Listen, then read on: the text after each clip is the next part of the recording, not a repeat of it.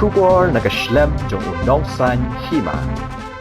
MLA ka BJP ba AL hek loong ba anam pala ban ay Jubab no menta badhap ban perkhat chwa ya ka e ka babha ya kani ba hek ulakran menta kasi kan ri tari unai luar arajar at mulai Halor ka Jingthmu jong ka sarkar pedeng man Pynkylla no e ka Kyrteng India sya ka Bharat ubah hek abakran bekilat pathai khubor uloong ba ka syong haki dikhat ka parliament laki kwa an e man Pynkylla ya ka Kyrteng India sya ka Bharat ula benrap lu da ka baong balada ka de ka babha kin priang ya kata balada kam de ka babha hapani perkhat shwa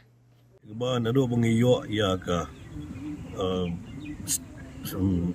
freedom jong ri India ka jong i ka ngikot ya ka gari diga India di menta ka syong pade haki babon ke balang ka syong pade ka parliament ya bagi kuat ne bagi kuat ban Pynkylla kata kata ka syong haki kitu ke members of the parliament atau kesengonya ham nampak Pynkylla ke India nampak gentap kan haya hab namla banong machu Jubab no mata ngi habdon hi gajing perkhat ka iga kamha daga mental ada gi Pynkylla ka teng gi babha la daga bah ni welcome la daga bah bade dungin hab ya perkhat bah habide bekena pat kajing terwa ke BJP ban wan ra kena ka election one nation one election daga ra kita kalau ga babha pula daga la kamu galong menta haga chi system inon lai south league election inon ki state election prepare ka MLA election idon ke MP election, idon ke panchayat election, idon ke MDC election. Man ke election lada pipet tang ya ka model code of conduct. Kawe ke state model code of conduct la block development.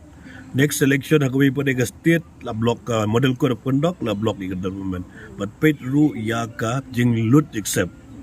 Ka pisa ka basu along basu pelut hagapor yang ke conduct election.